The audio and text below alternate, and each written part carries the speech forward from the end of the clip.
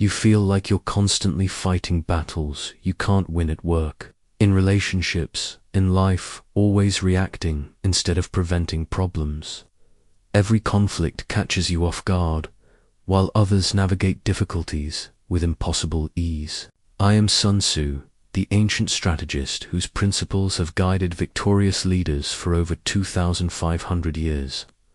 What I discovered about winning without fighting will transform how you approach every challenge, giving you the wisdom to secure victory before battles even begin. But first, like this video, subscribe for more ancient wisdom, and comment below where you're watching from. I want to know which corner of the world is ready to master strategic living. I was born into chaos. The spring and autumn period of ancient China was a time when kingdoms rose and fell like waves against the shore, when alliances shifted faster than the wind, and when survival depended not on strength alone, but on something far more elusive. Wisdom, my worn leather map, creased and scarred from countless campaigns, tells the story of my education. Each mark upon its surface represents a lesson learned, often through near-catastrophic mistakes. This map guided my early campaigns and taught me that territory is won through understanding, not force. As a young officer, I believed what most believed, that victory belonged to the strongest, the fastest, the most aggressive. I watched generals throw armies against fortified positions like waves against rocks, seeing thousands die for mere yards of ground. The waste haunted me. There had to be a better way. My first independent command nearly ended in disaster. I had superior numbers, better equipment, and the high ground. Everything the military manuals said guaranteed victory. Yet I found myself outmaneuvered by a smaller force, led by an old general whose name history has forgotten. He used my aggression against me, my confidence as a weapon to defeat me. I learned that day that the enemy's greatest ally is often your own assumptions. That defeat became my greatest teacher. I began studying not just successful generals, but failed ones. I read every account of military disaster I could find, analyzing where pride, anger, and haste had led to ruin. The pattern became clear: most defeats were self-inflicted. Armies destroyed themselves through poor planning, emotional decision-making, and fundamental misunderstanding of their situation. This revelation led to my core philosophy: supreme excellence consists of breaking the enemy's resistance without fighting. The best victories leave no trace of struggle because the outcome was determined before the first sword was drawn. True strategy creates conditions where opposition becomes impossible or irrelevant. I remember the moment this principle crystallized for me. We faced a fortified city that could have withstood a year-long siege. Instead of attacking the walls, I studied the city's water supply, its trade routes, its internal politics. Within 3 months, the gates opened from within, not through treachery, but through inevitability.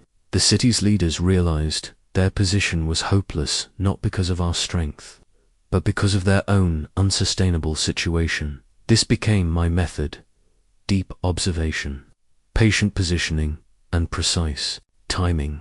I learned to see conflicts not as isolated events, but as part of larger patterns. Every enemy revealed their weaknesses through their actions. Every situation contained seeds of its own resolution. My role was not to force outcomes, but to recognize and nurture the natural flow toward victory. The leather map that guided those early lessons now guides you. In your modern world, the battlefields have changed, but the principles remain constant. Whether you're facing a difficult colleague, navigating a complex relationship, or pursuing a challenging goal, the same strategic thinking applies. Most people exhaust themselves fighting battles that could be avoided entirely through better positioning and timing. I learned that true strength lies not in the ability to destroy, but in the wisdom to never need to.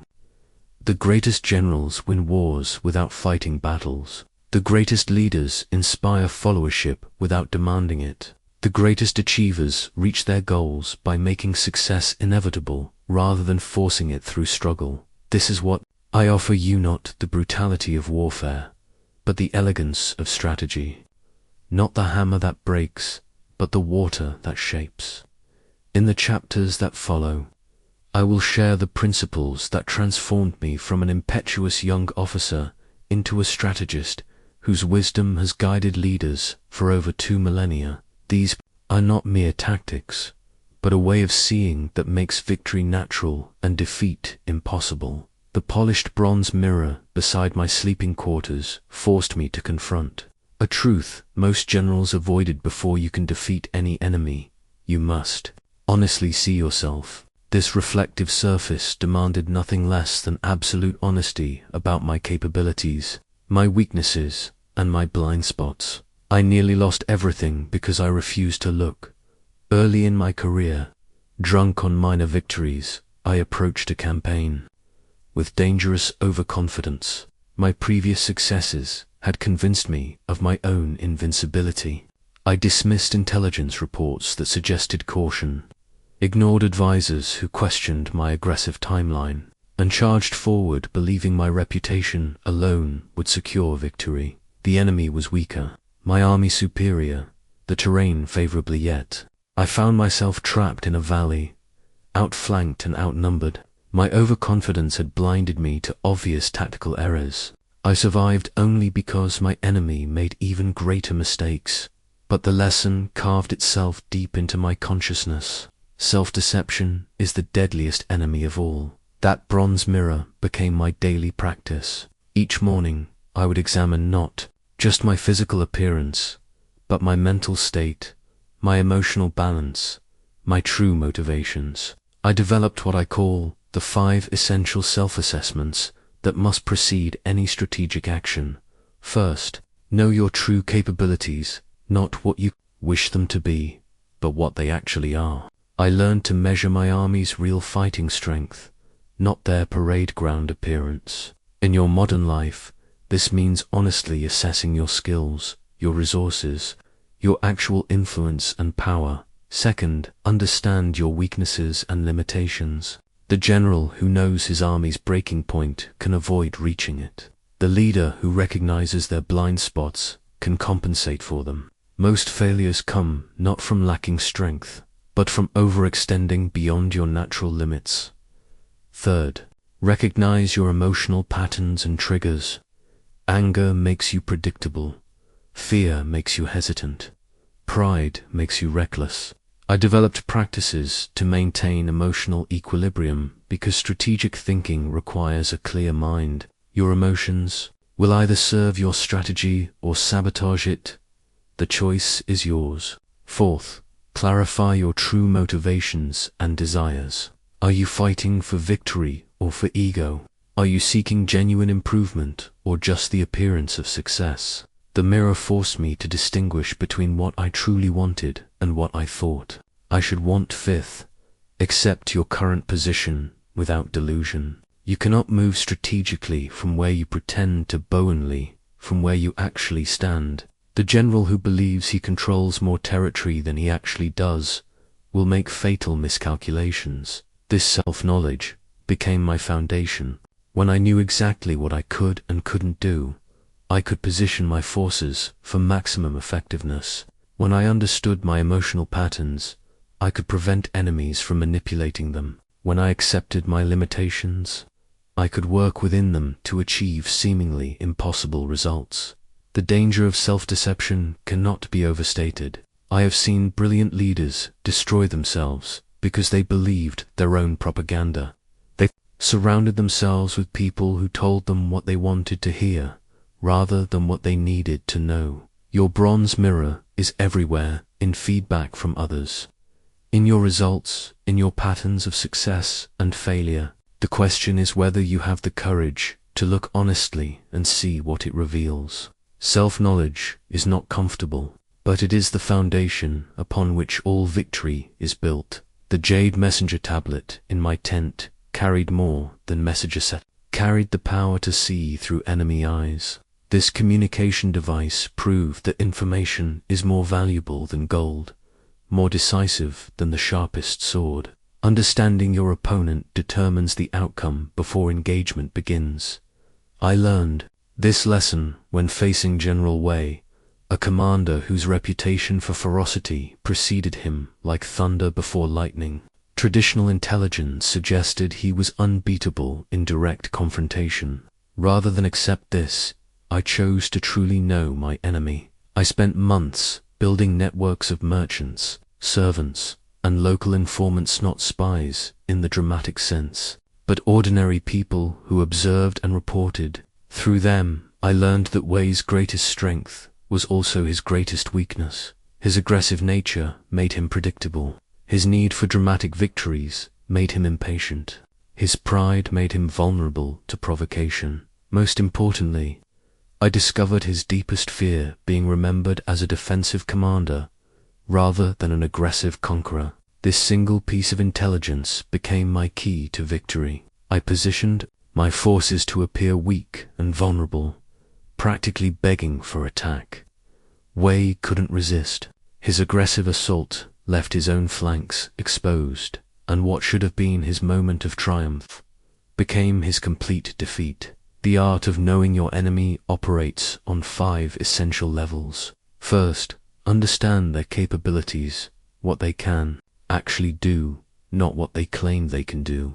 Second, recognize their patterns, how they typically respond to pressure, opportunity, and threat. Third, identify their motivations, what drives their decisions beneath the surface. Fourth, discover their fears, what they desperately want to avoid. Fifth, map their relationships, who influences them, who depends on them, who might betray them. This intelligence gathering requires patience and systematic observation. I learned to read people through their actions, not their words. A general who constantly speaks of honor may be compensating for insecurity. A leader who demands immediate loyalty may fear abandonment.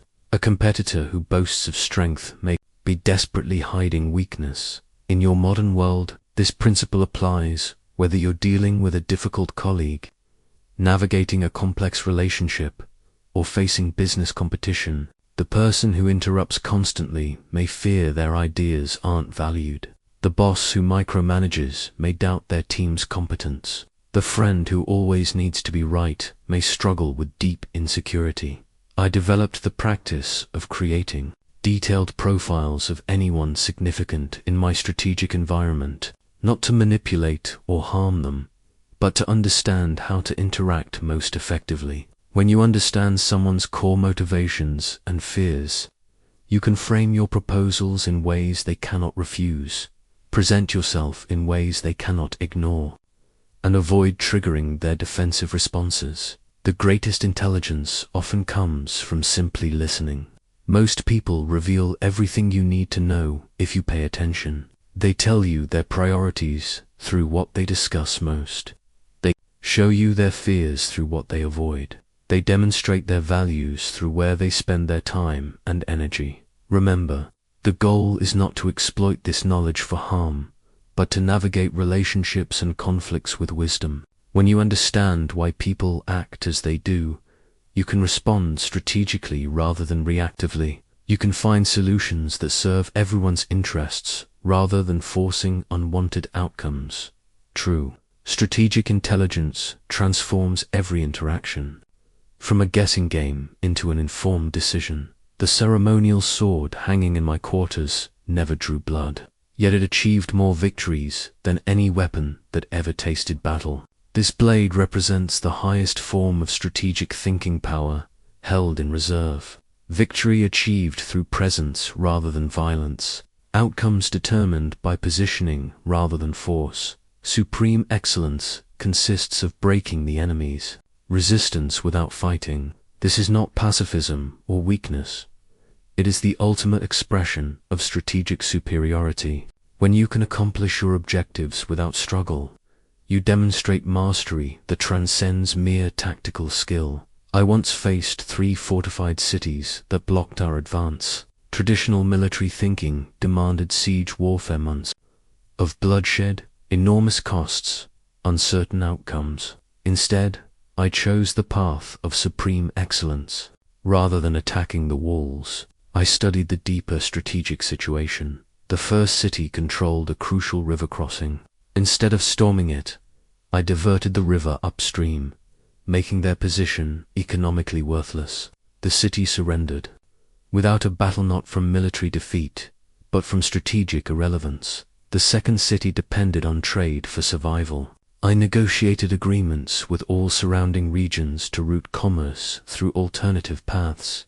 Within weeks, the city's leaders approached me seeking terms. They needed to join our alliance to survive economically. The third city fell through pure psychology. After witnessing the fate of its neighbors and seeing my army positioned but not attacking, the garrison simply opened the gates. The mere possibility of inevitable defeat became defeat itself. 3 cities, 0 battles, complete victory. This is the hierarchy I learned through experience. The supreme general wins without fighting. The excellent general wins easily. The good general wins through struggle. The poor general wins at enormous cost. The terrible general loses despite superior forces. The psychology of deterrence became my greatest weapon. When your reputation for strategic thinking precedes you, enemies defeat themselves through fear of your capabilities. They imagine elaborate traps, assume sophisticated plans, and often retreat from positions they could have held successfully.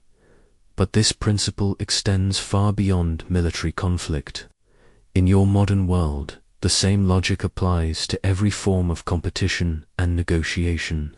The business leader who positions their company so advantageously that competitors cannot challenge them. The professional who makes themselves so valuable that conflict becomes unthinkable. The relationship partner who creates such mutual benefit that betrayal becomes impossible. True strategic thinking creates win-win scenarios wherever possible. When you can achieve your objectives while simultaneously helping others achieve theirs, resistance disappears. The enemy who becomes an ally is infinitely more valuable than the enemy who becomes a casualty. I learned to ask different questions. Instead of how can I defeat this opponent, I asked how can I make this conflict unnecessary. Instead of how can I force this outcome, I asked how can I make this outcome inevitable. Instead of how can I prove my strength, I asked how can I make strength irrelevant. The greatest victories leave no trace of struggle because observers cannot identify when or how the decisive moment occurred. The outcome appears natural, inevitable, even beneficial to all parties. This requires patience that most lack and vision that few develop. Consider your current challenges through this lens. What battles are you fighting that could be avoided entirely? What outcomes are you forcing that could be made inevitable? What conflicts could be transformed into collaborations? What victories could you achieve that would benefit everyone involved? The sword that never draws blood wins the greatest battles. The general who never fights wins the longest wars.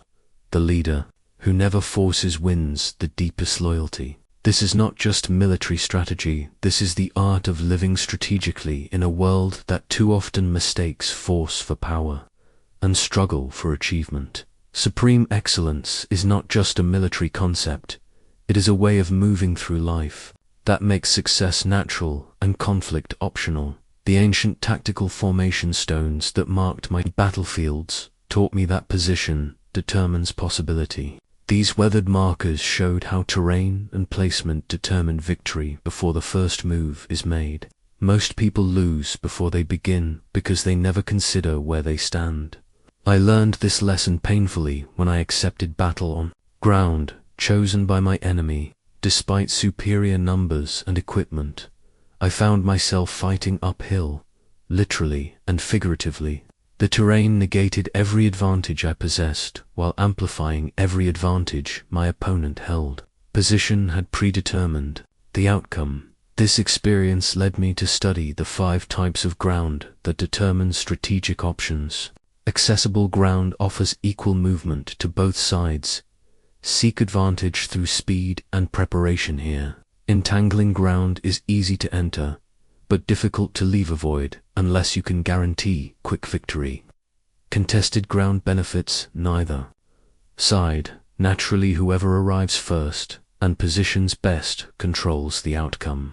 Precipitous ground offers natural advantages to defenders' attack only if you can achieve overwhelming superiority. Distant ground lies far from support or void unless you can sustain yourself independently, but positioning extends beyond physical terrain. In any conflict or competition, you must understand the landscape of advantages and disadvantages. The executive who positions themselves as indispensable before layoffs begin. The entrepreneur who establishes market position before competitors arrive. The professional who builds relationships before needing them. I once turned certain defeat into stunning victory through repositioning alone. Facing a larger army in disadvantageous terrain, I refused to fight where they expected. Instead, I withdrew to ground that neutralized their numerical advantage while maximizing my mobility. When they followed, impatience led them into the trap I had prepared. The same forces that would have destroyed me in their chosen ground became my victory in mine. The psychology of high ground versus low ground shapes every human interaction. People naturally defer to those they perceive as holding superior position, whether that position is knowledge, relationships, reputation, or resources. The key is not necessarily having the best position, but understanding your position clearly and using it optimally. Most people never consider their strategic position at all. They react to circumstances instead of positioning themselves to create favorable circumstances. They accept the ground others choose instead of selecting terrain that serves their strengths. They fight battles where winning is difficult instead of positioning themselves where victory is natural. Strategic positioning requires constant awareness of your environment. In your career, this means understanding office, politics, industry, trends, and relationship networks. In personal relationships, this means recognizing emotional dynamics, communication patterns, and underlying needs. In any competition, this means mapping advantages, weaknesses, and opportunities. The greatest strategic positioning often involves patience. Instead of forcing immediate action, you wait for or create circumstances that favor your approach. You build relationships before needing them. You develop skills before opportunities arise. You establish reputation before credibility becomes crucial. I learned to always ask, what position would make my objectives achievable with minimal effort? And how can I move to that position without triggering opposition? Sometimes the answer required retreat from apparently strong positions to reach truly advantageous ones. Your strategic positioning determines what becomes possible in your life. The person positioned as a trusted advisor influences decisions. The professional positioned as an expert receives opportunities. The leader positioned as essential survives organizational changes. Position shapes possibility. Choose your ground wisely, and victory becomes inevitable. Accept poor position, and even superior force cannot guarantee success. The water clock in my tent measured more than hours. It measured the precise moments when action becomes irresistible.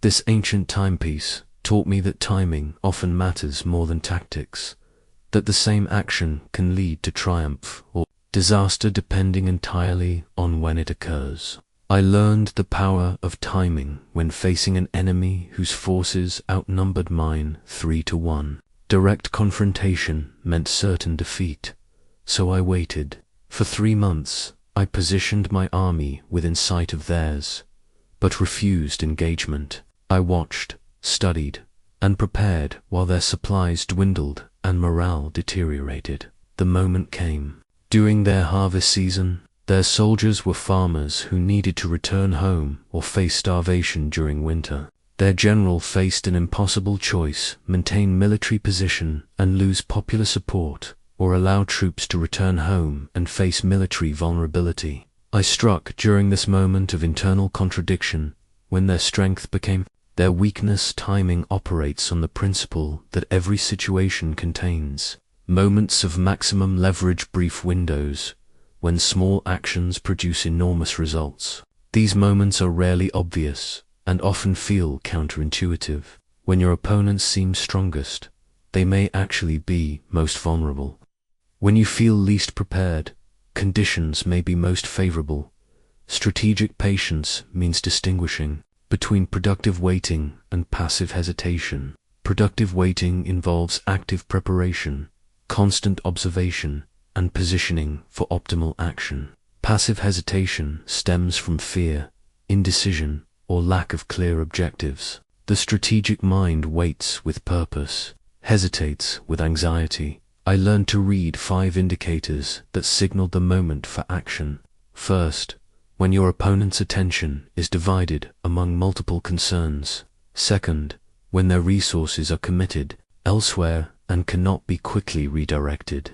Third, when their emotional state makes rational response unlikely. Fourth, when environmental conditions favor your approach over theirs. Fifth, when delay would cost you more than immediate action. The rhythm of conflict follows natural patterns. There are seasons for preparation and seasons for action, moments for advance and moments for retreat, times for visibility and times for invisibility. The master strategist moves in harmony with these rhythms rather than fighting against them. In modern application, timing governs every significant decision. The job seeker who applies during budget planning season rather than budget cutting season. The entrepreneur who launches during market expansion rather than market contraction. The leader who introduces change during stability rather than crisis. Speed has its place, but rushed action often negates careful preparation. I watched generals lose battles they should have won because impatience drove them to attack before conditions favored success. Conversely, I saw certain victories lost because commanders waited too long and missed their optimal moment. The water clock taught me that time moves differently in strategic thinking. Sometimes years of preparation create seconds of opportunity. Sometimes seconds of observation prevent years of struggle. Sometimes waiting appears like weakness, but actually demonstrates strength. Master timing, and you multiply the effectiveness of every other strategic principle. Poor timing can render the best preparation useless, while perfect timing can make even mediocre execution successful. The rhythm of victory beats within every situation. You need only learn to hear it. The silk banner bearing false army colors that flew above my camp proved that all warfare is based on deception, not dishonesty, but strategic misdirection. This deceptive flag confused enemies about my troops' strength and identity, demonstrating how appearance shapes reality and perception determines response. Let me be clear about the distinction that governs all strategic thinking. Deception is not lying. Deception is allowing others to draw incorrect conclusions from incomplete information. Lying involves stating falsehoods directly. Strategic deception involves managing what others can observe while allowing their assumptions to work against them. I mastered this art when facing an enemy who expected direct assault.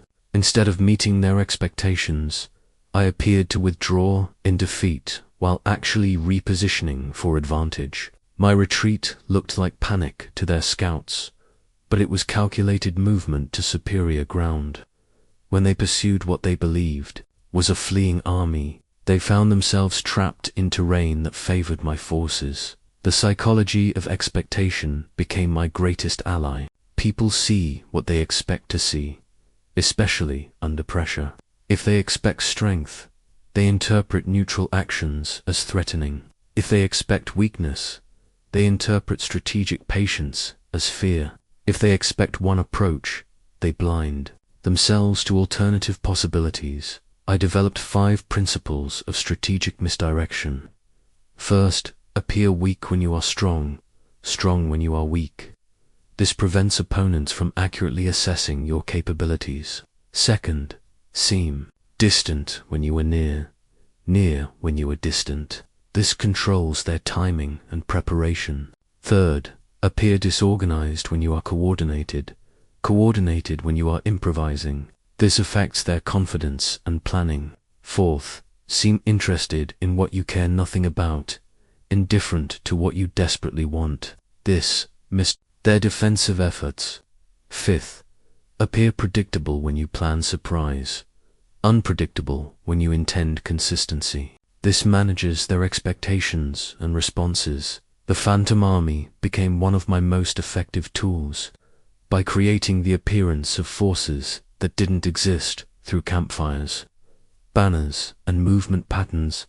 I could make enemies respond to threats that were purely psychological. They would deploy real resources against imaginary dangers, while leaving actual vulnerabilities undeft. But deception requires deep understanding of your audience. You must know how they think, what they fear, what they desire, and how they process information. The deception that works against an aggressive commander fails completely against a cautious one. The misdirection that confuses an inexperienced opponent might actually inform an expert one. In modern application, strategic deception governs negotiation, competition, and relationship dynamics. The job candidate who downplays their eagerness to avoid appearing desperate. The business leader who keeps expansion plans private to prevent competitive response. The professional who allows others to underestimate them while building capabilities quietly. The false retreat became my signature technique because it exploited universal psychological patterns. When people believe they are winning, they become careless. When they think their opponents are fleeing, they abandon defensive thinking. When they smell victory, they often rush toward defeat. Remember, the goal is not to harm through deception, but to create strategic advantage through managing perceptions. When others misunderstand your position, intentions, or capabilities, you gain flexibility and options.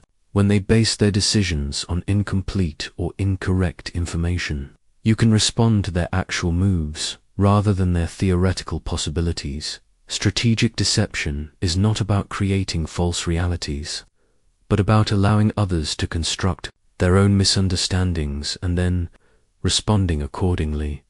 The cavalry commander's swift arrow that traveled faster than sound represented the essence of strategic speed decisions that outpace opposition's ability to respond. This projectile taught me that rapidity, not just preparation, determines victory when opportunity presents itself. Speed kills more enemy plans than superior force. When you move faster than opponents can adapt, their careful preparations become useless. Their intelligence becomes outdated. Their positioning becomes irrelevant. Their alliances become liabilities. I learned this lesson when facing a coalition of 3 armies converging on my position. Traditional thinking suggested preparing for siege or attempting negotiated withdrawal. Instead, I chose speed. Before they could unite their forces, I struck each army separately, defeating them individually before they could combine their strength. What should have been my destruction became their elimination, simply because I moved faster than they could coordinate. The relationship between preparation and swift execution governs all strategic success. Preparation without speed becomes paralysis. Speed without preparation becomes recklessness. The master strategist prepares extensively but acts decisively when conditions align. I developed what I call the lightning strike principle. When opportunity appears, hesitation kills it. The general who debates while opportunity waits will find that opportunity departed. The leader who seeks perfect information while competitors act will discover that perfect information comes too late. The professional who prepares endlessly without ever committing will watch others achieve what they merely contemplated. But speed must be controlled and directed. Random, rapid action is chaos, not strategy. True strategic speed requires knowing exactly what you want to achieve and having prepared the means to achieve it quickly. When the moment comes, there is no time for planning, only execution. I once captured an enemy capital through pure speed of decision. Intelligence revealed that their main army was 3 days away. Their defenses were minimal, and their leadership was divided. Most generals would have spent days planning the assault. I attacked that afternoon. By evening, the city was mine. By the time their army returned, the strategic situation had completely changed. The psychology of speed creates its own advantages. Rapid action overwhelms enemy decision-making processes. When events move faster than people can process them, they make errors. They fall back on instinct rather than analysis.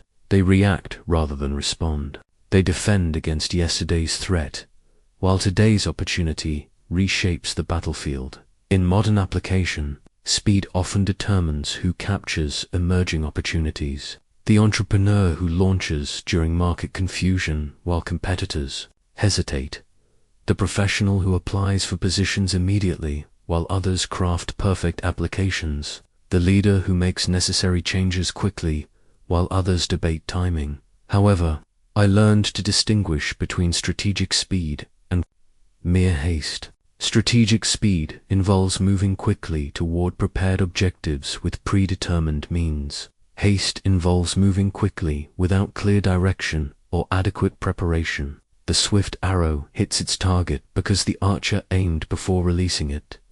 Speed without direction is merely motion. Speed with precision is devastation. When you combine careful preparation with rapid execution, you achieve what I call inevitable momentum movement, so swift and well-directed that opposition becomes futile. The lightning strike teaches us that, in strategy, timing is everything, but speed is what makes timing matter. The smooth river stone beside my meditation space was shaped by countless currents, demonstrating how yielding to circumstance creates perfect form. This ancient stone taught me that water's wisdom governs all strategic thinking. Rigid plans break under pressure, but adaptive approaches flow around obstacles toward their destination. I discovered adaptability's power when my carefully planned campaign encountered completely unexpected conditions. Enemy alliances had shifted, weather patterns had changed, supply routes, and local politics had altered the strategic landscape. My detailed battle plans became worthless overnight. Lesser generals would have forced their original strategy despite changed circumstances. Believing that persistence demonstrates strength, I chose water's path instead. Rather than fighting the new conditions, I adapted to them. I found advantages in what appeared to be setbacks. I turned unexpected obstacles into beneficial cover. I used changed enemy alliances to create new opportunities. Water teaches 5 forms of strategic adaptation. First, flow around obstacles rather than through them when direct force is inefficient. Second, take the shape of your container while maintaining your essential nature. Third, seek the lowest path when it leads to your destination faster. Fourth, accumulate strength in stillness before moving with power. Fifth, erode resistance gradually when sudden breakthrough is impossible. The campaign that taught me this principle involved completely changing strategy mid-course. My original plan relied on speed and surprise, but intelligence revealed that surprise was impossible. Instead of abandoning the mission or forcing the failed approach, I transformed speed into patience and surprise into inevitability. The same objectives were achieved through opposite methods. Adaptability requires distinguishing between core objectives and preferred methods. Your destination remains constant, but your route must respond to terrain. Your goals persist, but your tactics must evolve with circumstances. The strategic mind holds objectives firmly, while holding methods lightly. I learned to love unexpected challenges, because they revealed opportunities that rigid planning would have missed. When forced to adapt, I often discovered approaches superior to my original intentions. Obstacles became teachers, setbacks became redirections, and problems became solutions disguised as difficulties. The strength found in strategic flexibility comes from understanding that circumstances always change, but principles remain constant. The weather changes, but water still flows downhill. Political alliances shift, but human motivations remain predictable. Technology evolves, but strategic thinking endures. In modern application, adaptability governs career navigation, relationship dynamics, and competitive strategy. The professional who adjusts their approach when industry conditions change. The leader who modifies communication style for different audiences. The entrepreneur who pivots business models when markets shift. But adaptation is not random change or abandoning principles under pressure. True adaptability involves maintaining strategic coherence while adjusting tactical approaches. Like water, you keep moving toward your destination regardless of the specific path required. I developed the practice of holding plans, lightly prepared, extensively, but never attached to any single approach. This allowed rapid adjustment when circumstances demanded it without losing strategic direction or emotional equilibrium. Water never loses by yielding to the shape of its container, because water always finds its way to the sea. Strategic adaptability ensures that temporary setbacks become stepping stones toward ultimate objectives. The Jade Command Seal, that unified all orders under one clear authority, prevented confusion in the chaos of conflict. This stamp represented more than bureaucratic control. It embodied the principle that divided leadership guarantees defeat, while unified command creates unstoppable momentum. I learned this lesson when serving under generals who shared command. Each leader had different priorities, different methods, different timelines. Orders contradicted each other. Soldiers received conflicting instructions. Resources were duplicated in some areas while neglected in others. The army had superior numbers and equipment, but fought itself more than the enemy. That experience taught me that clarity of command is not about ego or control. It is about effectiveness and survival. When people understand exactly who makes decisions, what those decisions are, and how they should respond, they can act with confidence and coordination. When command is unclear or divided, even the best individuals cannot perform optimally. I faced a potential mutiny early in my independent command, when veterans questioned my youth and inexperience. Rather than asserting authority through force or punishment, I established clear command through competence and consistency. I made my expectations explicit, my reasoning transparent, and my decisions final. I listened to counsel, but never delegated ultimate responsibility that the psychology of followership requires. 5 essential elements from leadership. First, clear direction. People need to know where they are going and why. Second, consistent decision or contradictory leadership destroys confidence. Third, visible competence. Followers must believe their leader can actually achieve stated objectives. Fourth, personal investment. Leaders who ask others to risk what they won't risk themselves lose credibility. Fifth, accountability.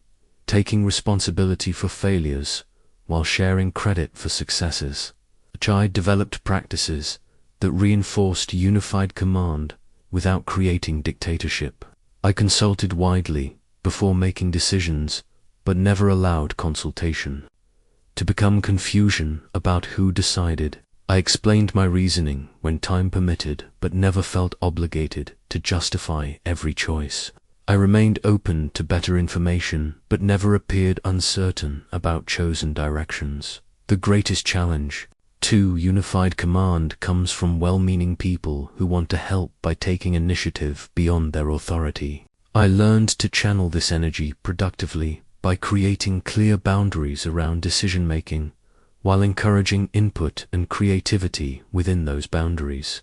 When facing a complex siege, I nearly lost control when subordinate commanders began making independent strategic decisions. Each choice seemed reasonable individually, but collectively they undermined the coordinated approach necessary for success.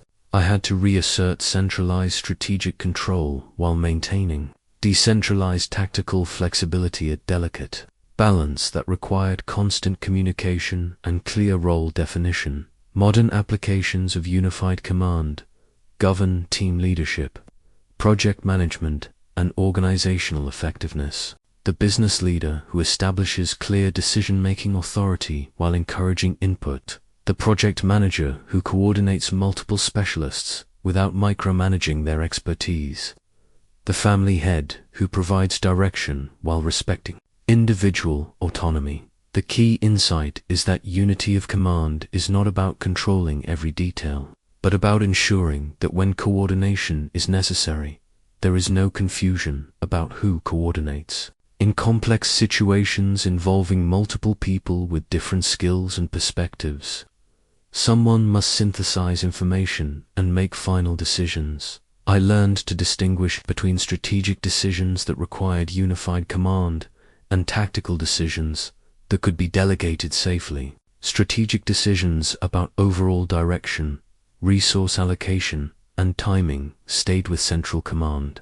Tactical decisions about implementation methods, detailed execution, and immediate responses could be distributed to those closest to the action. The Jade Seal taught me that true authority comes not from position alone, but from the combination of clear responsibility, demonstrated competence, and consistent decision-making. When people trust your judgment and understand your authority, they follow willingly. When either element is missing, even formal authority becomes ineffective. Unity of command creates what I call strategic coherence, the ability of multiple people to act as one organism toward shared objectives. This coherence multiplies individual capabilities and eliminates the friction that destroys otherwise superior forces. I witnessed the power of this principle during a campaign where I had to coordinate 5 separate armies across a vast territory. Each army had its own traditions, commanders, and methods of warfare. The potential for confusion and conflict was enormous. Rather than attempting to micromanage every detail from a distance, I established clear principles of coordination. Each army commander understood their specific role in the overall strategy. They knew when to act independently and when to wait for coordination signals. They understood which decisions they could make autonomously and which required consultation with central command. Most importantly, they knew that in moments of uncertainty, unity of purpose mattered more than perfection of execution. The test came when enemy forces attempted to divide our armies by attacking multiple positions simultaneously. Because each commander understood both their individual role and the overall strategic objective, they could respond appropriately to unexpected circumstances while maintaining coordination with the larger plan. The result was a synchronized response that turned the enemy's attempt to divide us into their own destruction. This experience taught me that true unity of command is not about controlling every action, but about aligning every actor with shared understanding and common purpose. When people understand not just what to do, but why they are doing it, they can make correct decisions even in situations you never anticipated. The modern workplace desperately needs this understanding. Too many organizations suffer from divided leadership, unclear authority, and contradictory direction. Employees waste enormous energy trying to please multiple masters with conflicting priorities. Projects fail not from lack of capability, but from lack of coordination. Teams with superior talent lose to teams with superior organization. I learned that establishing unity of command requires 3 essential elements. First, clarity about who makes which decisions, under what circumstances. Second, consistent communication about objectives, priorities, and changes in direction. Third, Accountability systems that reinforce rather than undermine the established command structure. The Jade Seal reminds me that authority without accountability is tyranny, while accountability without authority is chaos. True leadership requires both the power to make decisions and the responsibility to live with their consequences. When these elements align, people follow willingly because they trust both your judgment and your commitment to shared success. The ancient granary ledger that tracked every grain of rice and bolt of cloth proved that wars are won in the supply depot, not on the battlefield. This record-keeping scroll taught me that logistics determine who can fight longest, and he who can fight longest usually wins. I learned resource economics when watching a superior army defeat itself through poor supply management. They had better weapons, more soldiers, superior training, but they had not calculated the cost of maintaining their advantage. Within months, their financial resources were exhausted, their supply lines were overextended, and their soldiers were fighting hungry. Victory became impossible not through enemy action, but through internal collapse. This observation led me to develop what I call the economics of conflict. Every strategic action has a cost, every position requires maintenance, and every advantage demands resources to sustain. The general who ignores these economic realities will find that even total battlefield dominance becomes meaningless when the army cannot afford to continue fighting. I developed the principle of fighting efficiently and economically, rather than overwhelming enemies through expensive displays of force. I sought to achieve objectives with minimal resource expenditure. The campaign that costs everything you have to win leaves you too weak to enjoy victory or defend against the next threat. My most economical victory came when I realized that my enemy's supply situation was more precarious than my own. Instead of attacking their army directly, I disrupted their supply convoys and blocked their trade routes.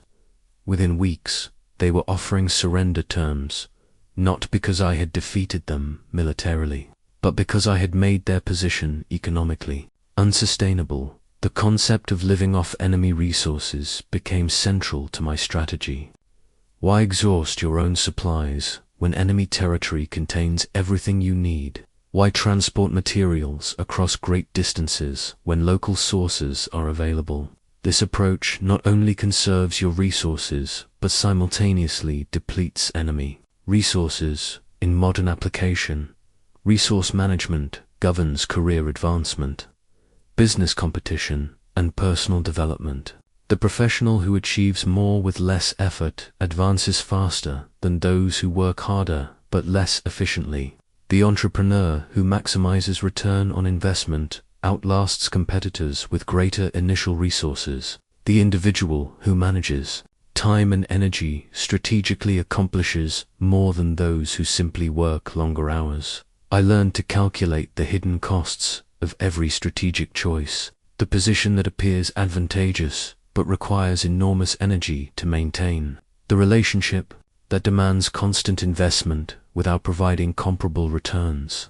The conflict that costs more to win than the victory is worth. Resource efficiency also means recognizing when to spend freely and when to conserve carefully. There are moments when massive resource expenditure creates disproportionate advantages. There are other moments when conservation determines survival. Strategic wisdom lies in distinguishing between these situations. The granary ledger taught me that sustainable success requires economic thinking about every aspect of strategy.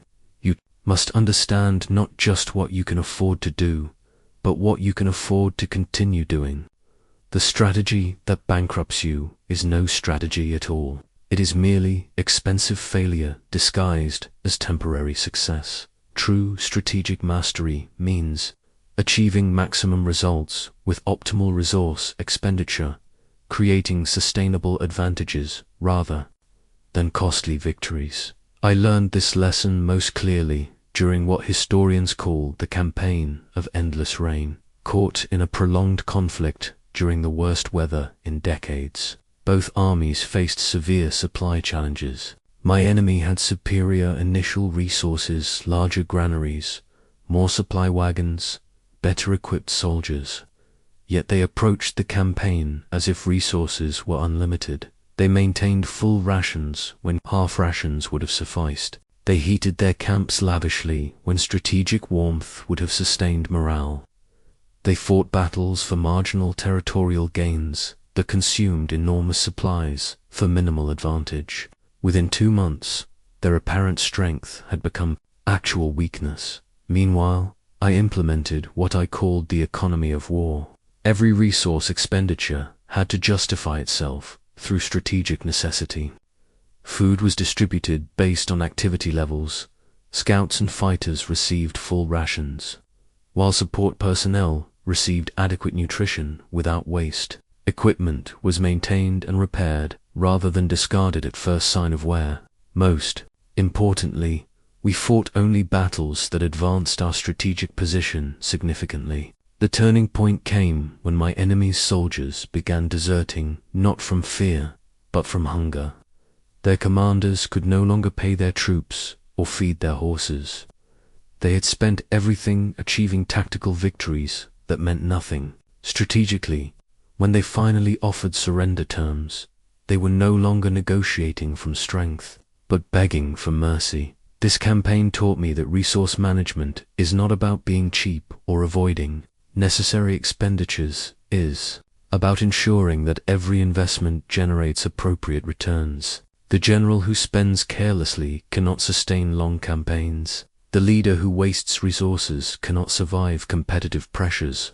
The individual who manages time, energy, and money inefficiently cannot achieve lasting success. I developed detailed systems for tracking not just what resources I had, but what resources I would need for various scenarios. This forecasting allowed me to prepare for extended conflicts while maintaining the flexibility to capitalize on quick opportunities. I could afford to be patient because I had calculated the cost of patience.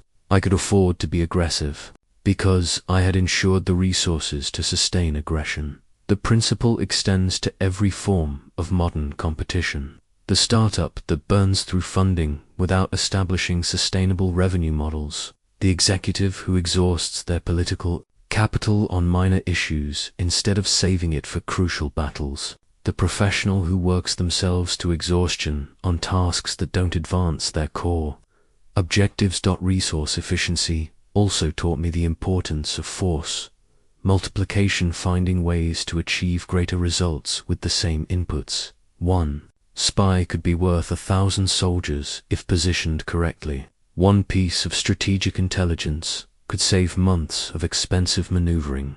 One well-timed alliance could eliminate the need for costly conflicts entirely. The granary ledger became my daily reminder that every strategic choice has costs that extend beyond the obvious. The position that appears advantageous but requires constant reinforcement. The relationship that demands continuous investment without providing sustainable returns. The conflict that costs more to maintain than resolution is worth. The coded silk message that revealed how secret knowledge travels invisibly through enemy territory taught me that spies are the most valuable soldiers in any army. This encrypted communication demonstrated that information, not force, determines strategic outcomes. I learned the power of hidden knowledge when facing an enemy whose every move seemed to anticipate my plans. They positioned troops exactly where I intended to strike. They reinforced weaknesses before I could exploit them. They seemed to read my thoughts before I acted on them. I was fighting an opponent who knew my strategy better than my own generals did. The revelation came when I discovered that one of my trusted advisors was providing detailed intelligence to my enemy. This betrayal nearly destroyed my army, but it taught me an invaluable lesson. If information can defeat you, information can also deliver victory. From that moment, I became a master of hidden knowledge. I developed 5 types of intelligence gathering that transformed every campaign. Local spies provided information about enemy territory, resources, and civilian sentiment. Internal spies operated within enemy organizations, providing insights into plans, morale, and leadership. Converted spies were enemy agents whom I turned to serve my purposes instead. Expendable spies carried false information designed to mislead enemy intelligence. Surviving spies were my most valuable assets, deep cover agents who provided long-term, strategic intelligence. The network I built operated like an invisible army that fought with information instead of weapons. A merchant who reported enemy troop movements, a servant who overheard strategic discussions, a soldier who documented supply shortages, a court official who revealed political tensions.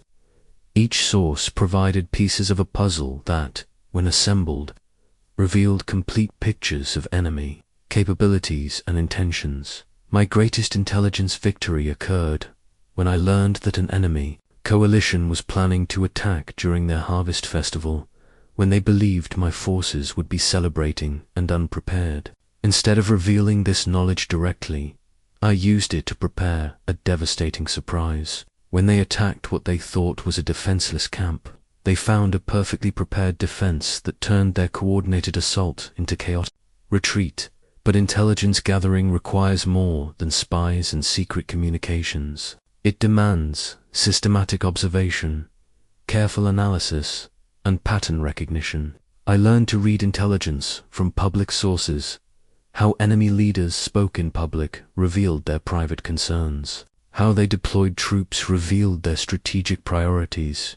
How they treated allies revealed their true strength or desperation. In modern applications, intelligence gathering governs competitive advantage in business, relationship, navigation, and career advancement. The professional who understands office politics through careful observation, the entrepreneur who researches competitors through public information and industry connections, the leader who anticipates problems by monitoring early warning signals. I developed the practice of always knowing more about my situation than my opponents knew about theirs. This intelligence advantage allowed me to make informed decisions, while they operated on assumptions and incomplete information. When you understand the complete picture while others see only fragments, every decision becomes easier and every outcome more predictable. The ethics of intelligence gathering require careful consideration. I gathered information to prevent unnecessary conflicts and protect my people, not to harm innocence or satisfy curiosity. The goal was strategic advantage in legitimate conflicts, not violation of privacy or betrayal of trust. Information is the ultimate force multiplier. Makes small armies defeat large ones, weak positions overcome strong ones, and careful planning triumph over superior resources. The most valuable intelligence operation I ever conducted took 3 years to mature and involved a network of seemingly disconnected individuals across enemy territory. A silk merchant who traveled between cities, a scholar who taught in military academies, a court musician who entertained high-ranking officials, a kitchen servant who prepared meals for strategic planning sessions. None of them appeared to be spies because they weren't. In the traditional sense, they were ordinary people living authentic lives who occasionally shared observations that seemed insignificant individually but revealed crucial patterns collectively. This network allowed me to predict enemy movements months in advance. I knew when their supplies would run low before their own quartermasters calculated it. I understood their internal political tensions before their leaders recognized the problems. I could anticipate their strategic decisions because I understood the information and pressures that would shape those decisions. The greatest intelligence victory came when I learned that 3 enemy kingdoms were planning a coordinated attack, but each secretly hoped the others would bear the primary costs while they gained the primary benefits. This information allowed me to craft responses that amplified their mutual distrust while appearing to be normal defensive preparations. By the time they realized their alliance was dissolving, they were too committed to change course, too suspicious, to coordinate effectively, and too weak individually to threaten me separately. But intelligence gathering taught me that information without analysis is merely data, and analysis without context is merely speculation. The skill lies not just in collecting facts, but in understanding what those facts reveal about underlying patterns, motivations, and likely future developments. A troop movement might indicate an impending attack, or it might indicate a defensive repositioning, or it might indicate internal political maneuvering that has nothing to do with external threats. I learned to create what I called intelligence frameworks, systematic ways of organizing information to reveal its strategic significance, enemy capabilities, what they could do under optimal conditions, enemy intentions, what they appeared to be planning based on observable preparations, enemy limitations, what constraints shaped their available options, enemy psychology, how their leaders typically responded to various pressures and opportunities. The human element of intelligence gathering requires understanding that people reveal information through patterns of behavior, not just explicit communications. The general who always inspects defenses before planning attacks. The diplomat whose negotiating positions reflect their government's actual priorities. The merchant whose trade routes indicate economic vulnerabilities and strengths. Modern intelligence gathering operates on the same principles but uses different methods. The business professional who understands industry trends through careful observation of competitor actions, supplier relationships, and customer behaviors. The job seeker who researches company culture, leadership styles, and strategic priorities before interviews. The investor who analyzes not just financial statements but management communications, industry positioning, and competitive dynamics. I developed the practice of always having better information about my situation than my opponents had about. There's this information advantage, created decision-making superiority that often mattered more than material advantages. When you understand the complete picture while others operate on assumptions and incomplete data, every choice becomes clearer and every outcome more predictable. The coded silk message reminds me that information is only valuable if it can be communicated securely and acted upon effectively.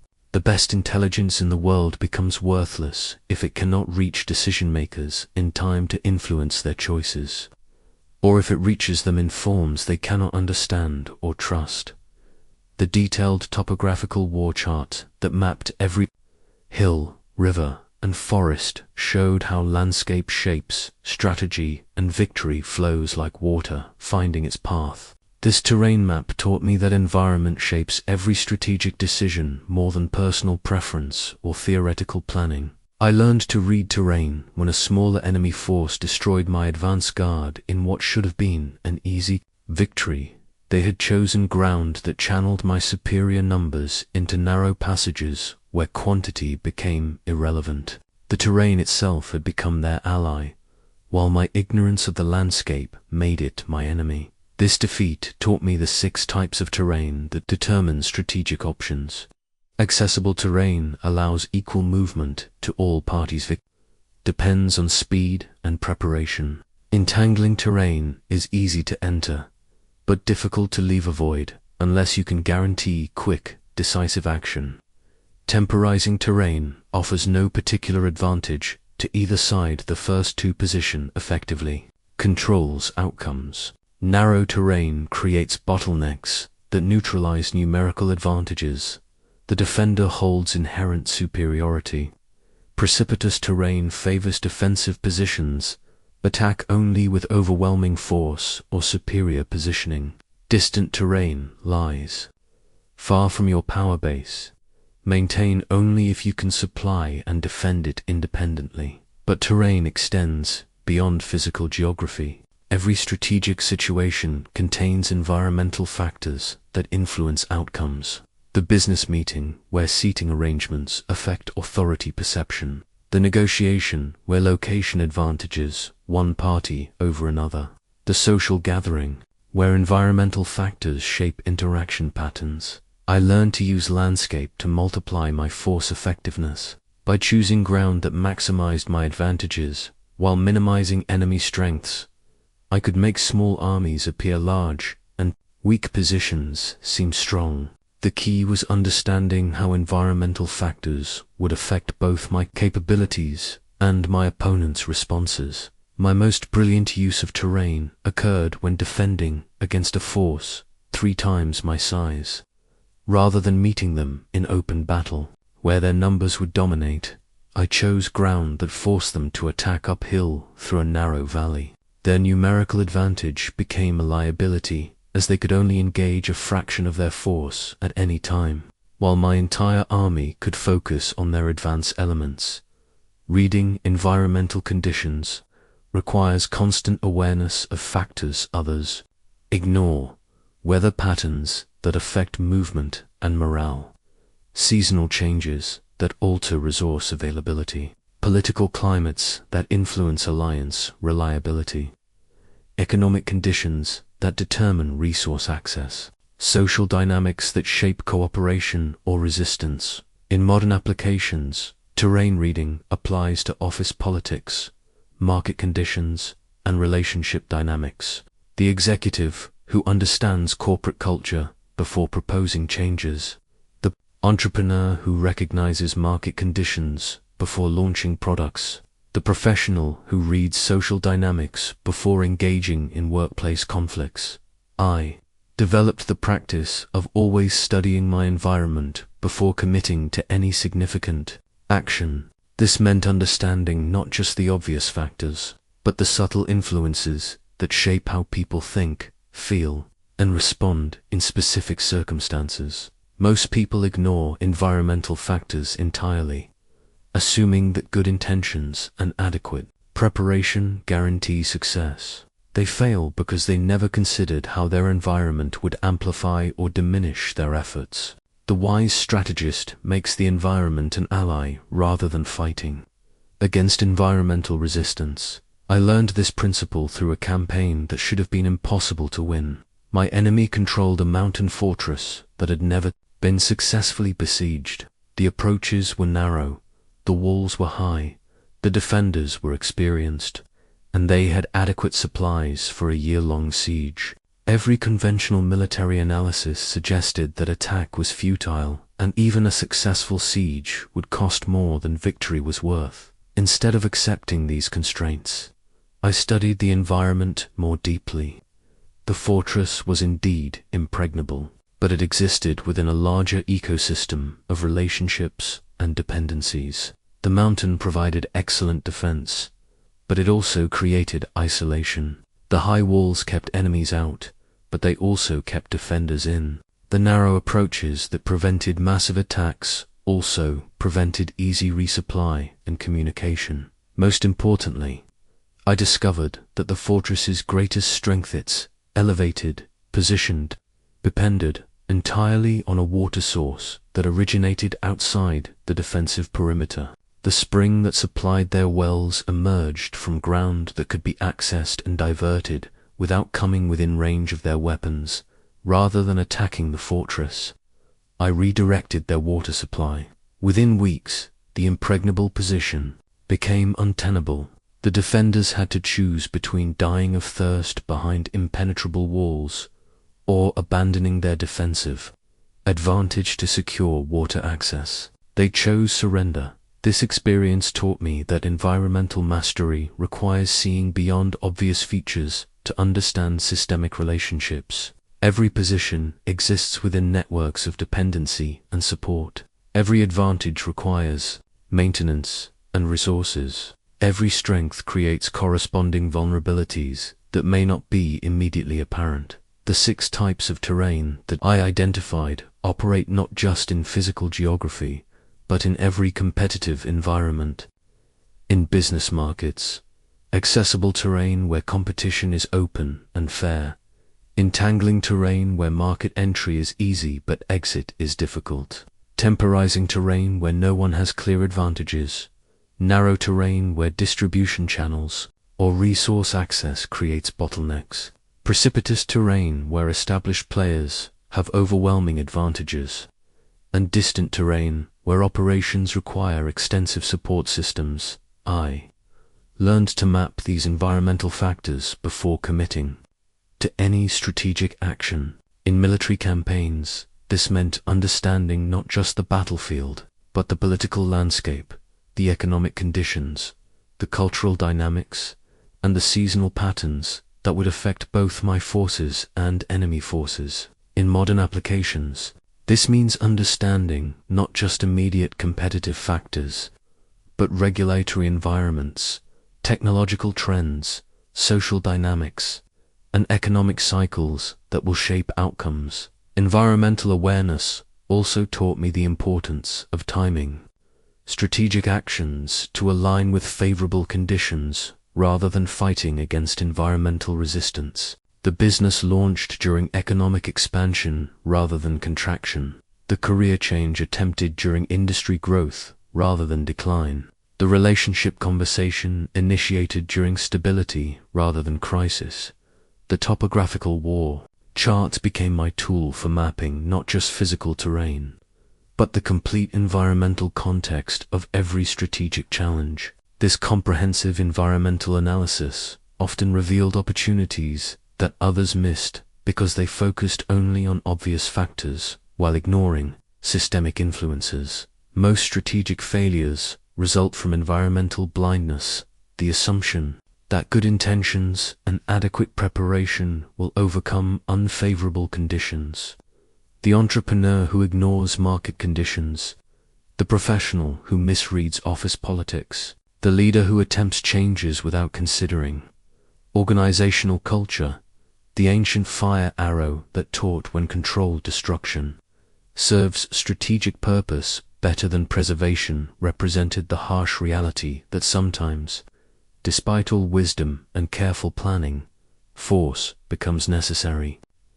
This incendiary weapon showed me that the master strategist must understand not just how to avoid conflict, but how to apply force correctly when peaceful resolution fails. I learned this lesson when facing an enemy who interpreted every peaceful overture as weakness, every strategic patience as fear, every attempt at negotiation as desperation. They had committed to destruction regardless of alternatives offered. In such circumstances, the refusal to use force becomes an invitation to greater violence. There are 5 types of force that serve strategic purposes. Fire that destroys enemy resources while preserving your own. Fire that eliminates enemy positions while leaving useful infrastructure intact. Fire that creates psychological impact beyond its physical damage. Fire that forces enemy movement toward disadvantageous positions. Fire that demonstrates resolve and capability to prevent future aggression. The decision to apply force must never be emotional or reactive. I developed strict criteria that had to be met before authorizing destructive action. First, peaceful alternatives had been genuinely attempted and failed. Second, the cost of allowing the situation to continue exceeded the cost of force application. Third, the application of force would achieve specific strategic objectives, not merely express frustration. Fourth, I possessed sufficient capability to ensure decisive results rather than prolonged struggle. Fifth, I accepted full responsibility for the consequences of destructive action when I finally authorized the fire attack that ended a prolonged siege. I did so only after exhausting every alternative. The enemy had rejected multiple surrender terms, ignored the suffering of their own people, and demonstrated that they preferred mutual destruction to reasonable resolution. At that point, limited destructive force became the most humane option available, but the responsibility that comes with power to destroy weighs heavily on any thoughtful leader. Every application of force creates consequences that extend far beyond the immediate tactical situation. The general who destroys carelessly creates enemies that will seek revenge for generations. The leader who applies force without considering long-term implications often discovers that tactical victories lead to strategic disasters. I learned to distinguish between necessary force and excessive force. Necessary force achieves specific objectives with minimum destruction. Excessive force destroys beyond strategic requirements, often creating more problems than it solves. The wise application of force is surgical, precise, limited, and purposeful. In modern applications, force might mean direct confrontation, decisive action, or necessary endings. The business leader who must terminate failing partnerships, the manager who must dismiss destructive employees, the individual who must end toxic relationships. Sometimes preservation of the whole requires removal of the part. The fire arrow taught me that mercy and strength must balance in leadership. Excessive mercy enables destruction by bad actors. Excessive force destroys what you seek to protect. The strategic mind applies force reluctantly but decisively when circumstances demand it. True strength lies not in the eagerness to destroy, but in the wisdom to know when destruction serves construction, when endings enable beginnings, and when controlled force prevents greater violence. The decision to authorize destructive action remains the heaviest responsibility any leader bears. I learned this during a siege, where the enemy garrison included not just soldiers, but civilian families who had taken refuge within the fortress walls. Every day of continued siege meant suffering for innocent people. Every assault meant casualties among my own troops. Yet allowing the fortress to remain in enemy hands meant continued warfare that would ultimately cause far greater suffering. The moral complexity of this situation taught me that sometimes the most compassionate choice appears cruel in the immediate term. After exhausting every diplomatic option and offering multiple opportunities for honorable surrender, I had to choose between limited destruction now or unlimited destruction later. The decision to use fire weapons against military targets while providing safe passage for civilians was agonizing, but it ended the siege in days rather than months and prevented the broader war that would have followed. This experience reinforced my conviction that force must never be applied emotionally or vindictively. The anger that demands immediate punishment, the pride that requires humiliation of opponents, the fear that strikes preemptively without genuine threat. These emotional drives lead to excessive force that creates more problems than it solves. I developed what I call the doctrine of minimal necessary force, applying exactly enough pressure to achieve specific strategic objectives without exceeding those requirements. This requires deep understanding of what you actually need to accomplish versus what you might want to accomplish through dominance or revenge. The 5 types of strategic force correspond to different objectives and circumstances. Demonstration. Force shows capability without causing damage, often preventing the need for actual violence. Precision force targets specific objectives while minimizing collateral impact. Overwhelming force ends conflicts quickly when prolonged struggle would cause greater total damage. Defensive force protects without initiating aggression. Deterrent force prevents conflicts through credible threat of unacceptable consequences. Each type serves different strategic purposes and requires different ethical justifications. Demonstration force requires minimal justification because it causes no harm while potentially preventing greater violence. Precision force requires clear strategic necessity and careful execution to avoid unintended consequences. Overwhelming force requires extreme circumstances where alternative approaches would cause greater total suffering. The responsibility that comes with power to destroy extends beyond immediate tactical considerations to long-term strategic consequences. Every application of force creates precedents that affect future relationships. The leader who uses force carelessly teaches others that force is the preferred solution to disagreements. The organization that applies pressure excessively creates cultures of fear rather than cooperation in modern contexts. Force often means economic pressure, social consequences, or organizational authority rather than physical violence. The manager who terminates employment, the executive who shuts down failing divisions, the leader who enforces standards against popular resistance, the individual who ends toxic relationships despite social pressure to maintain them. These modern applications of force require the same careful consideration as military decisions. Is this action necessary to achieve legitimate objectives? Have alternatives been genuinely attempted? Will this application of force create better conditions or merely express frustration? Can the objectives be achieved through less destructive means? What are the long-term consequences of this choice? The fire arrow teaches us that sometimes controlled destruction serves constructive purposes. The forest fire that clears undergrowth and enables new growth. The organizational restructuring that eliminates inefficiencies and creates opportunities. The relationship ending that allows both parties to find better situations.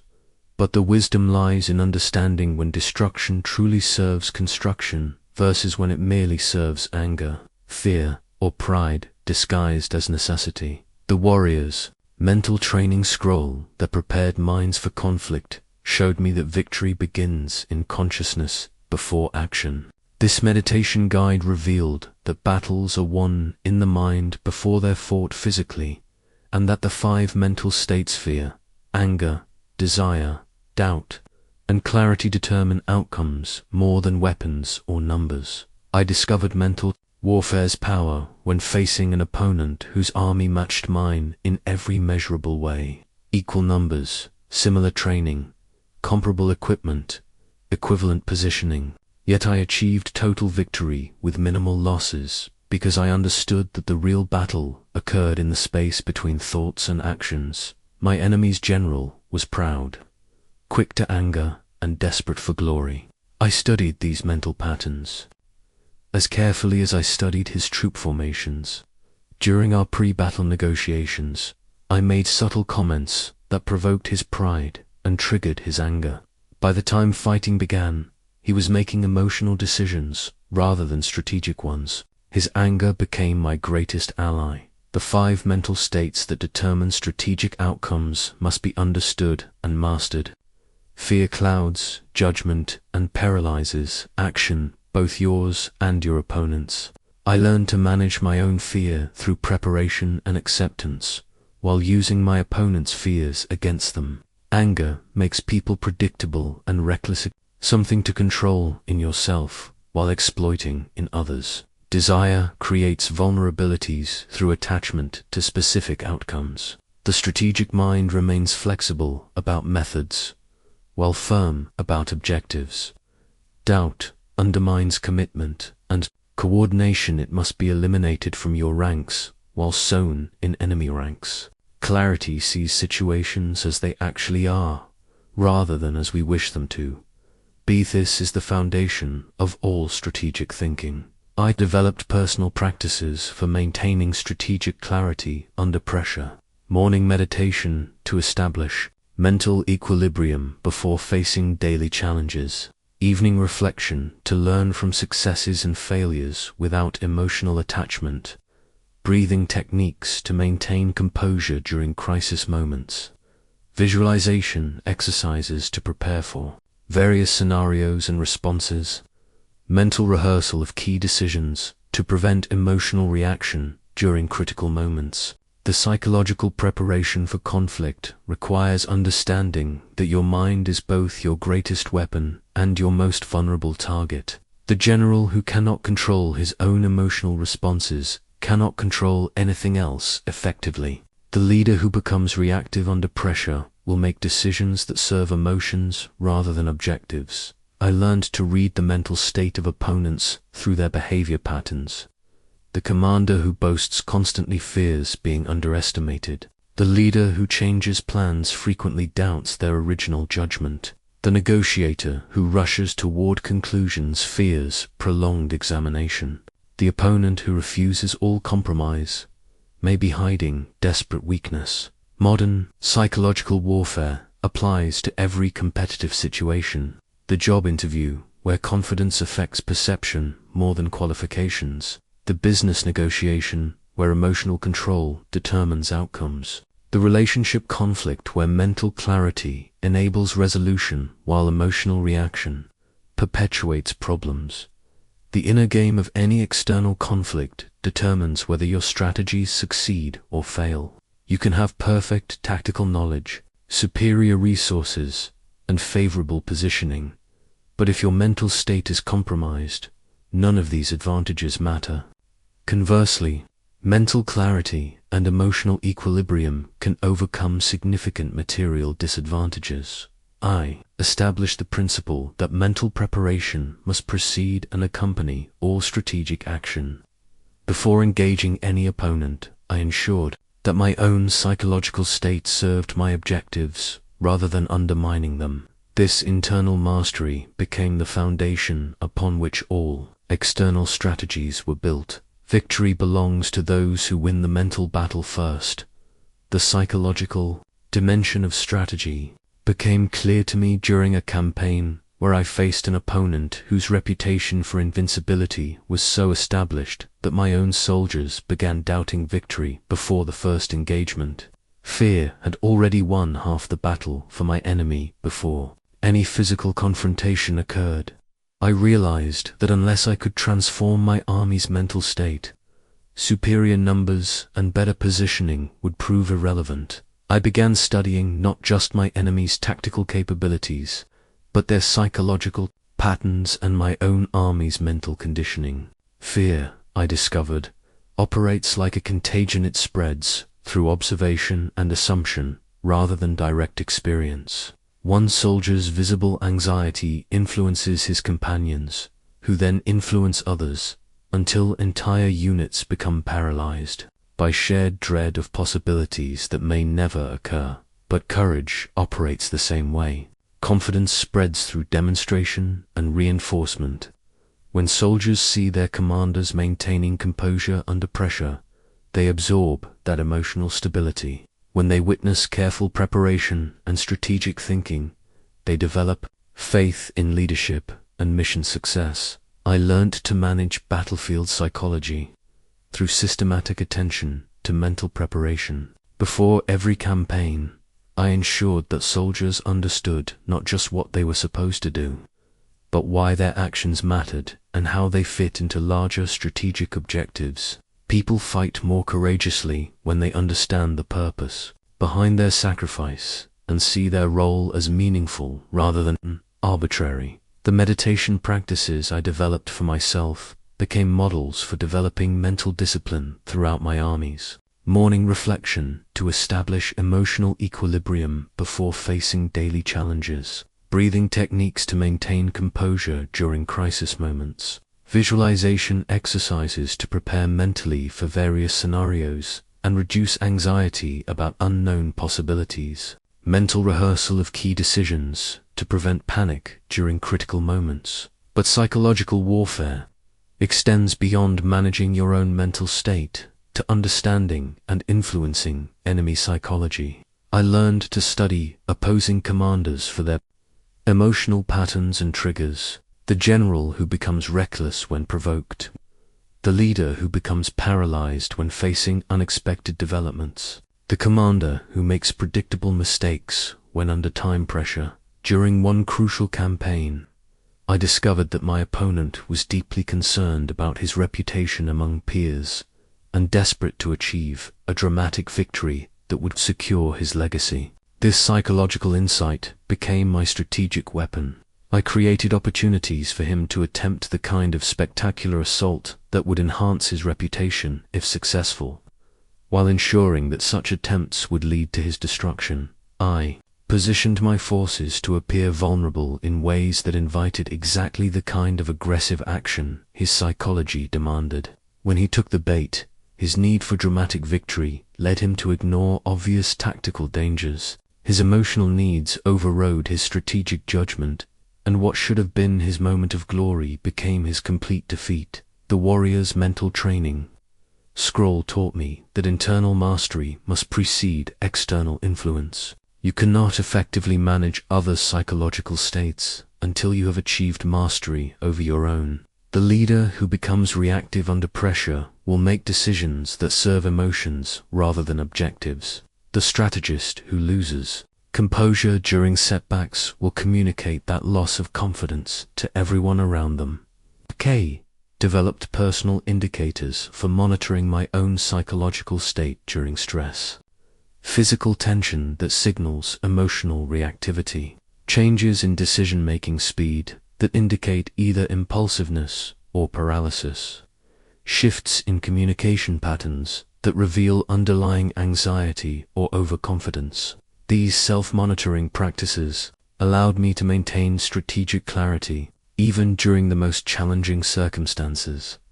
Modern psychological warfare applies these same principles to every competitive and collaborative situation. The business negotiation where emotional control determines outcomes more than objective factors. The workplace conflict where managing your own psychology influences others' responses. The personal relationship where psychological awareness enables resolution while emotional reactivity perpetuates problems.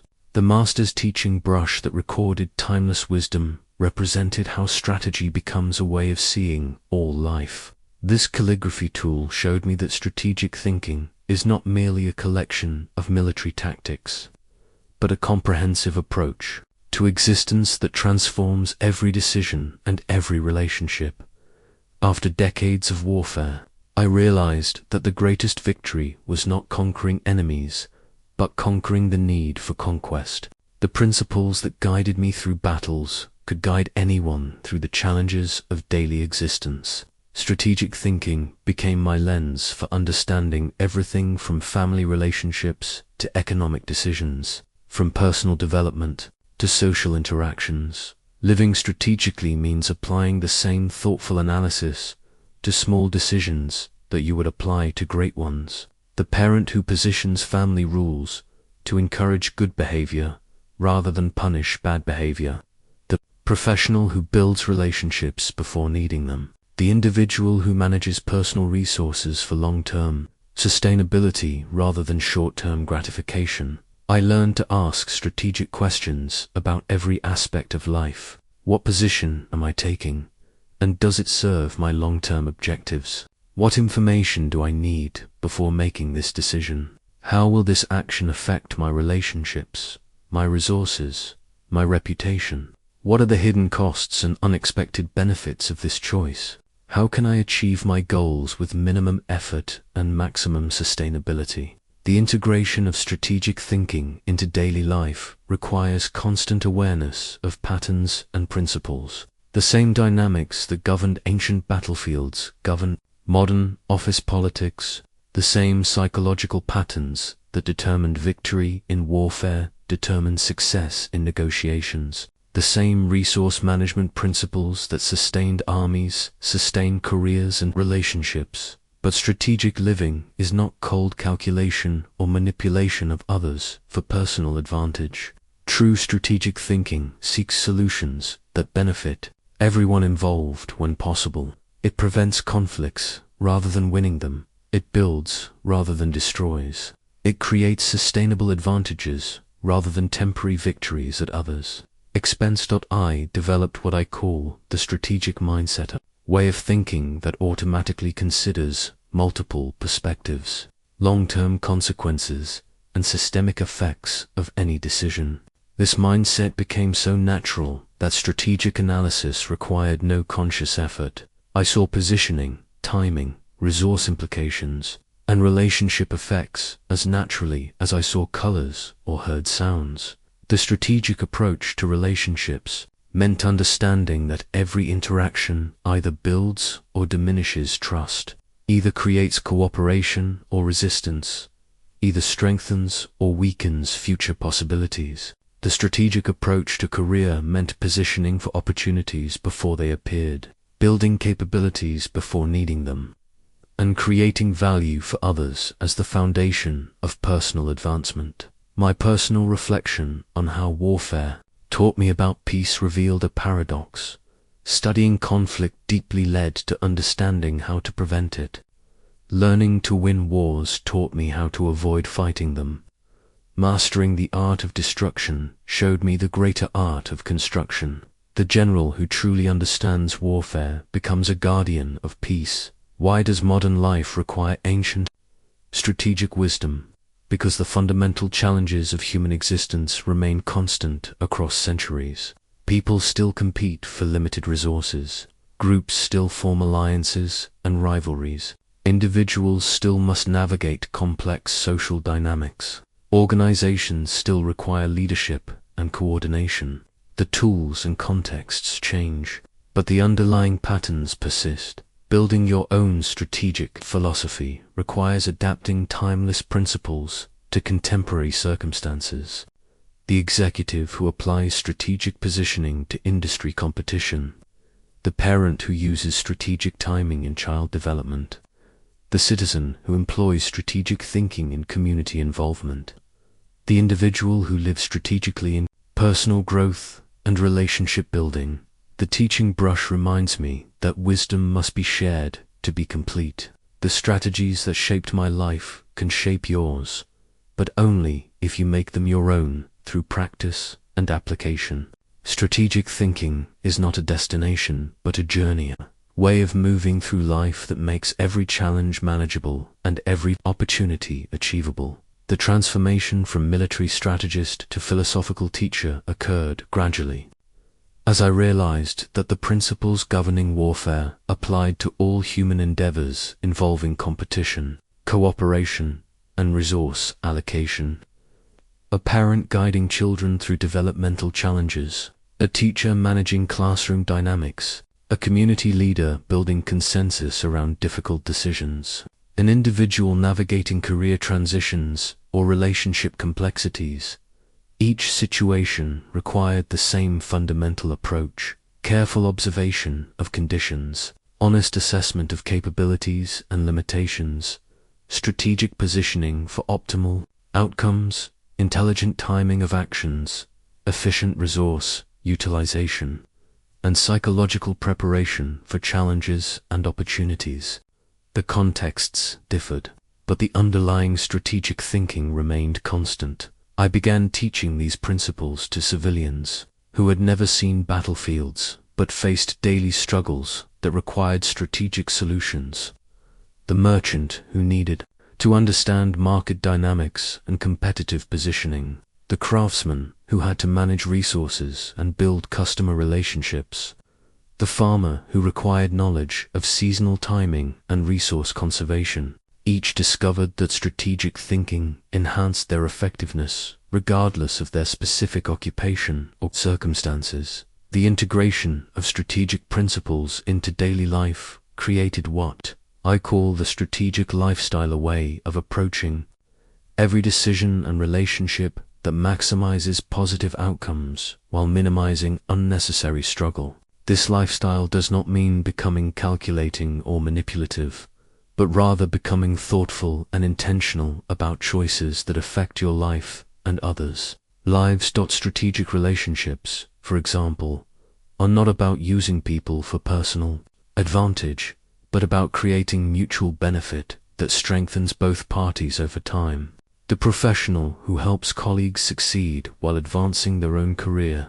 The friend who provides support during difficulties while building deeper trust and connection. The family member who contributes to household harmony while meeting their own needs for autonomy and recognition. Strategic career development means positioning yourself to create value for others while building capabilities and opportunities for yourself. This requires understanding industry dynamics, organizational cultures, and individual relationships well enough to make choices that serve long-term objectives rather than short-term impulses.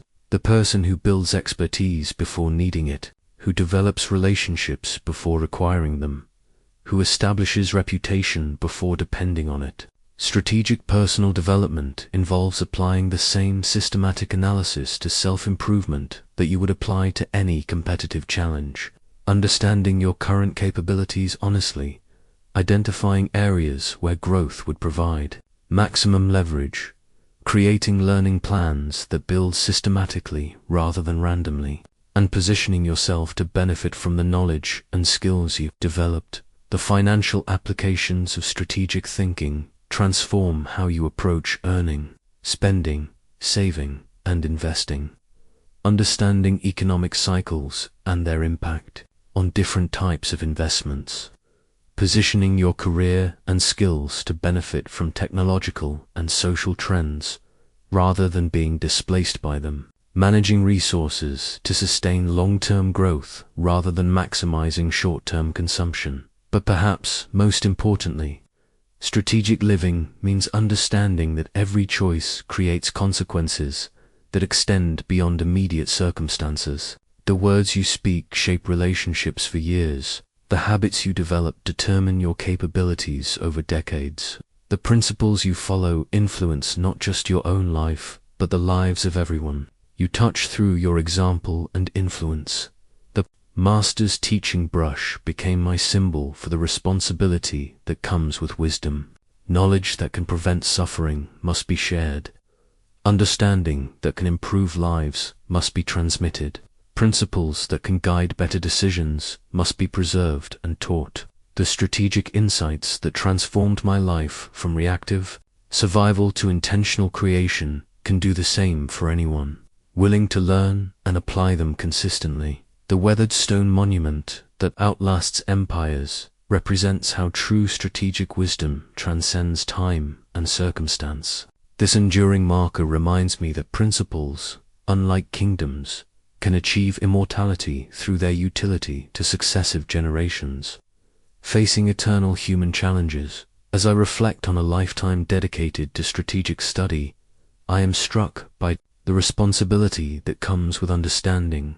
Knowledge that can prevent suffering must be shared. Wisdom that can transform conflict into cooperation must be taught. Principles that can guide leaders toward better decisions must be preserved and transmitted. My principles have guided leaders across the centuries, not because they are uniquely blurry, Chinese, or specifically military, but because they address universal aspects of human nature and social dynamics. Every culture produces conflicts that require strategic resolution. Every generation faces leaders who must make decisions affecting others' lives. Every individual encounters situations where strategic thinking determines outcomes. The leaders who have studied my teachings throughout history, from ancient emperors to modern executives, discovered that strategic principles work because they align with natural laws of human behavior. People respond predictably to certain stimuli. Groups follow consistent patterns of formation and dissolution. Power operates according to observable dynamics. Competition evolves through recognizable stages. But with this knowledge comes profound responsibility. The power to influence others, to shape outcomes, to determine the fate of conflicts. This power must be exercised with wisdom and compassion. I have seen my teachings used both to prevent wars and to wage them more effectively, to build institutions and to destroy them, to serve people and to exploit them.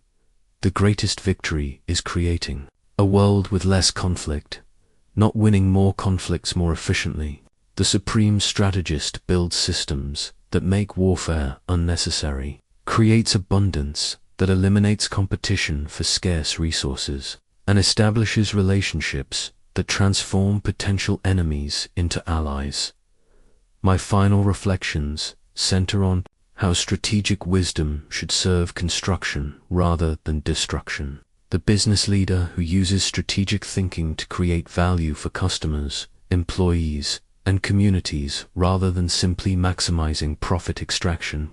The political leader who employs strategic principles to build institutions that serve public good rather than personal power. The individual who applies strategic thinking to create better relationships, stronger communities, and more sustainable ways of living. The timeless nature of strategic wisdom lies in its foundation upon permanent aspects of human experience. As long as people must cooperate to achieve complex objectives, leadership principles will remain relevant. As long as individuals face choices between competing alternatives, decision-making frameworks will provide value. As long as groups encounter conflicts of interest, strategic thinking will offer paths toward resolution. Yet each generation must adapt these principles to contemporary circumstances. The strategic thinking that guided ancient armies can guide modern teams, but the application must account for different technologies, different social structures, different cultural values. The principles remain constant. Their expression must evolve. I challenge you to become a strategic thinker in your own life, not to dominate others, but to serve them more effectively. Use strategic positioning to create value for those around you. Apply strategic timing to maximize the positive impact of your actions. Employ strategic intelligence to understand and respond to others' needs.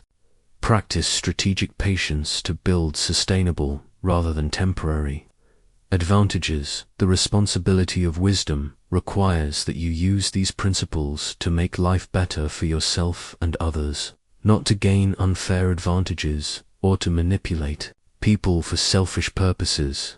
True strategic mastery serves the larger good while achieving personal objectives, seeks win-win solutions rather than zero-sum victories. As we part, remember that strategic thinking is ultimately about seeing clearly, deciding wisely, and acting effectively in service of worthy objectives. Whether you face workplace challenges, relationship difficulties, career decisions, or life transitions, these principles can guide you toward better outcomes with less struggle and greater satisfaction. The art of strategy is eternal because the need for wisdom is eternal. May you carry forward not just the techniques I have shared, but the spirit of thoughtful leadership and compassionate strength that makes strategic wisdom worth pursuing. Go now and live strategically, not as a warrior seeking conquest, but as a builder seeking to create a world where wisdom prevents the need for warfare, where strategic thinking serves construction rather than destruction, and where the art of living well replaces the art of merely surviving conflict. The monument endures, the wisdom continues. The choice of how to use it remains yours. But before you go, let me share the most important lesson that decades of strategic study taught me. The greatest victory is not defeating your enemies, but transforming them into allies. The supreme achievement is not conquering territories, but creating conditions where conquest becomes unnecessary. The ultimate strategic success is not winning conflicts, but preventing them through wisdom, preparation, and skillful relationship building. Throughout my life, I watched leaders who measured success by the number of battles won, territories conquered, and enemies defeated. Yet many of these successful generals created more problems than they solved. Their victories bred resentment that led to future wars.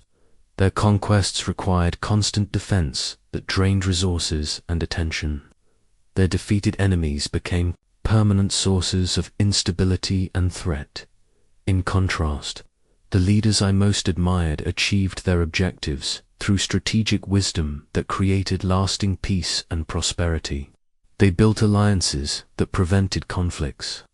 They established systems that resolved disputes before they became wars.